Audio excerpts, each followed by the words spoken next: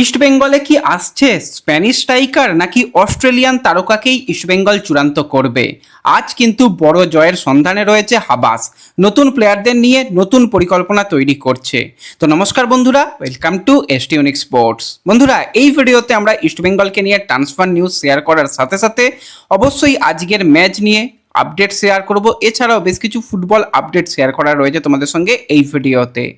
তাই ভিডিওটা পুরোটা দেখো, ভালো লাগলে লাইক শেয়ার করে দিও। আর যারা চ্যানেলে প্রথমবারের জন্য এসেছো মনে করে চ্যানেলটাকে সাবস্ক্রাইব আর ফলো করে নিও।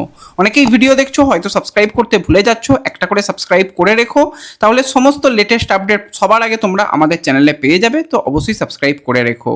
তো চলো আর দেরি না করে যদি আমরা ভিডিও নিয়ে কথা বলি, তো অবশ্যই যারা যারা আজকে ভিডিও দেখছো একটা করে স্কোর লাইন প্রেডিকশন কেউ করতে ভুলো না, কারণ ইস্ট বেঙ্গল গ্রুপ স্টেজের শেষ ম্যাচ তারা খেলতে চলেছে।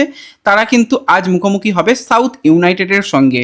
দুটো দলের যদি আমরা কথা বলি, ইস্ট বেঙ্গল এই মুহূর্তে 2 ম্যাচে 3 পয়েন্ট নিয়ে পয়েন্টস টেবিলের 2 নম্বর পজিশনে রয়েছে।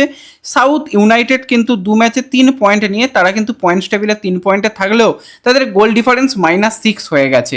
তো ইস্ট বেঙ্গল যদি আজকে জেতে, ইস্ট বেঙ্গল সর্বোচ্চ 6 পয়েন্ট পর্যন্ত পৌঁছাবে এবং যত বেশি গোল ডিফারেন্স বাড়িয়ে নেওয়া যাবে, 4 গোল 5 গোল, ততই কিন্তু ইস্ট বেঙ্গলের জন্য ভালো হবে। কারণ ইস্ট বেঙ্গল তো গ্রুপ চ্যাম্পিয়ন হতে পারবে না, তো সেক্ষেত্রে সেকেন্ড বেস্ট টিমেদের গোল ডিফারেন্স রাখাটা কিন্তু সব থেকে জরুরি। অলরেডি কিন্তু শ্যামলেশ্বরী তারা 3 ম্যাচে কিন্তু 6 পয়েন্ট পেয়েছে এবং +3 তারা গোল ডিফারেন্স নিয়ে 2 নম্বর 1 নম্বর পজিশনে সেকেন্ড বেস্ট টিম হিসাবে রয়েছে।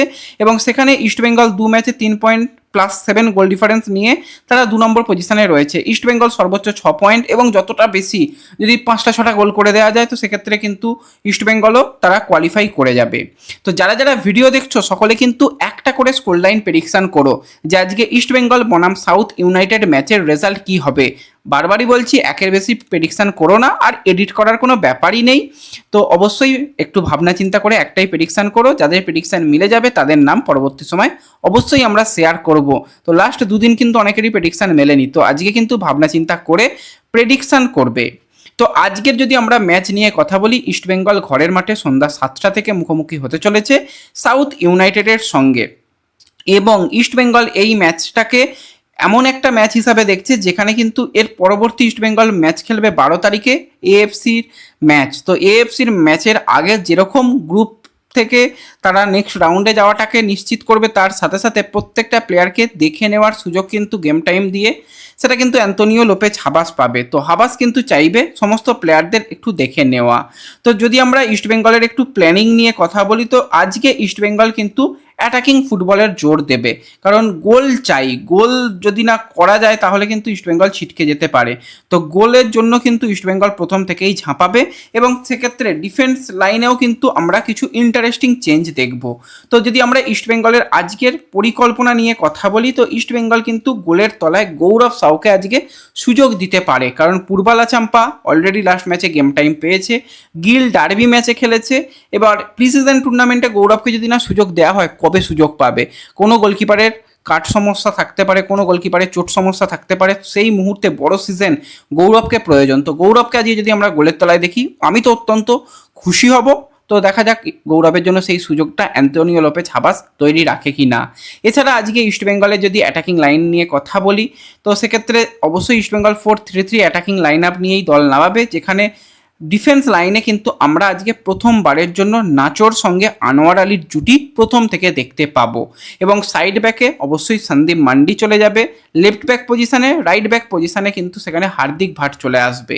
দেখো লাস্ট সিজনে আমরা কেভিনের সঙ্গে আমরা দেখেছি আনোয়ারের জুটি বা আনোয়ারের সঙ্গে জিকসানের জুটি, যেই জুটিগুলো সবসময় ইস্টবেঙ্গলের জন্য খুবই ভালো কাজ করেছে। আমরা কিছু ম্যাচ আগে লাস্ট দুটো ম্যাচে আমরা দেখলাম যে সন্দীপ মান্ডির সঙ্গে আনোয়ারের জুটিও কিন্তু নো ডাউট যথেষ্ট ভালো একটা জুটি ছিল। তো সেখানে নাচো লাস্ট ম্যাচে ওই 10-15 মিনিট গেম টাইম দিয়ে তাকে বিচার করা যাবে না। তো এই ম্যাচে যদি প্রথম থেকে সে খেলে, সে যদি প্রথম থেকে আনোয়ারের সঙ্গে জুটি বাঁধে এবং সে কি টাইপের প্লেয়ার সেটা কিন্তু আমরা তাহলেই বুঝতে পারবো। হ্যাঁ, সাউথ ইউনাইটেড খুব বেশি যে অ্যাটাক ইস্টবেঙ্গলের ডিফেন্সে করতে পারবে তা নয়, তবুও সে কতটা অ্যাটাকে সাহায্য করছে, কতটা মিডফিল্ড থেকে গিয়ে অ্যাটাকের জন্য বল তৈরি করছে সেটাও কিন্তু দেখার ব্যাপার থাকবে। এবং সাউথ ইউনাইটেড অ্যাটাকে এলে সেখানে ডিফেন্স কীরকম করছে, নিজেদের মধ্যে বোঝাপড়া কতটা তৈরি হচ্ছে, সেটা কিন্তু অবশ্যই একটা দেখার বিষয় থাকবে। এছাড়া আমরা মিডফিল্ডের নিয়ে কথা বলি, সেখানে মোহাম্মদ রাশিদ এবং তার সাথে কিন্তু অবশ্যই ড্যানি র্যামিরেস তারা শুরু করবে। জিকসান কিন্তু মিডফিল্ডে তো রয়েইছে, জিকসানকে লাস্ট ম্যাচে আমরা ক্যাপ্টেন হিসাবেও দেখেছি। তো মিডফিল্ডে এই তিনজনের ওপর গুরু দায়িত্ব থাকবে। অ্যাটাকিং লাইনের দিকে তাকালে সেখানে স্ট্রাইকার পজিশনে জেসিন টিকেকে প্রথম থেকে ব্যবহার করা, এছাড়া পিভি বিষ্ণু এবং এডমন্ড তাদের প্লেয়িং 11-এ নিয়ে আসা, এটাই কিন্তু ইস্টবেঙ্গলের জন্য আজকে পারফেক্ট প্লেয়িং 11 হতে চলেছে। এবার একটুখানি আমরা যদি বলে রাখি ইস্টবেঙ্গলের জন্য সুখবর, বরিশ সিং যেও কিন্তু একজন সাইড ব্যাক পজিশনের প্লেয়ার, হার্দিক বাট তো অবশ্যই প্রথম থেকে শুরু করবে। বরিশকেও যদি আজকে কিছু গেম টাইম দেওয়া যায় তাহলে কিন্তু ভালো হবে। বরিশ কিন্তু পুরোপুরি ফিট এবং সেও দলের সঙ্গে খুব ভালোভাবে ট্রেনিং করেছে। তো বরিশকে আজকে দেখার সম্ভাবনা রয়েছে। মিডফিল্ডে আসিফ খানকে যদি কিছু সময় দেওয়া যায় সেটাও ইস্টবেঙ্গলের জন্য ডেফিনেটলি ভালো হবে। শেষের দিকে যদি ড্যানি র্যামিরেসকে তুলে নিয়ে সেখানে আসিফ খানকে অ্যাটাকিং মিডফিল্ড পজিশনে খেলানো হয়, সে কীরকম পারফরমেন্স করছে, সে কীরকমভাবে মানিয়ে নিচ্ছে সেটা কিন্তু দেখার ব্যাপার থাকবে। এছাড়া বিপিন সিং তাকে গেম টাইম দিতে হবে, তার সাথে ডেভিড তারও কিন্তু কনফিডেন্স ফিরিয়ে আনার জন্য তাকেও কিন্তু গেম টাইম দেওয়ার প্রয়োজন। তো তাদের কোচ কীভাবে ব্যবহার করছে সেই দিকেও কিন্তু অবশ্যই আমাদের নজর থাকবে। তো ওভারঅল এটাই কিন্তু ইস্ট বেঙ্গলের জন্য বেস্ট প্লেয়িং 11 হতে চলেছে।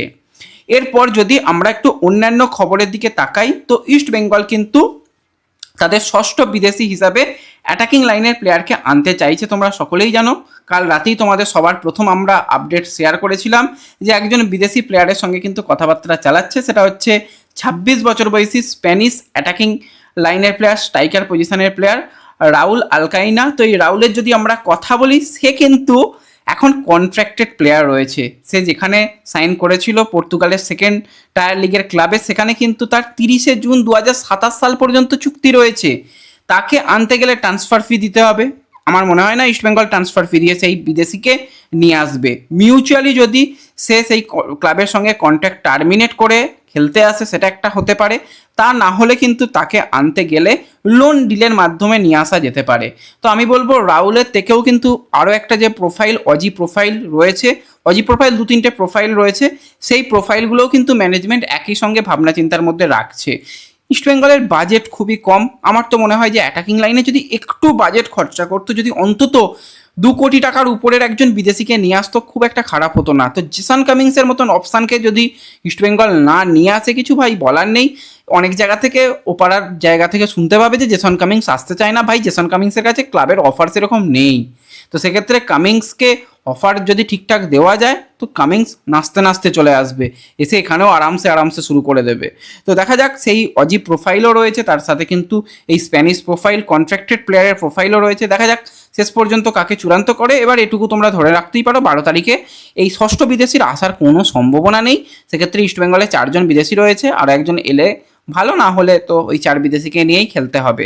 তো দেখা যাক সামনের দিকে কি আপডেট বেরিয়ে আসে এই নিয়ে, সেই দিকে আমাদের অবশ্যই নজর থাকবে। যা যা আপডেট থাকবে আমরা আমাদের সোশ্যাল মিডিয়া পেজে শেয়ার করে দেবো।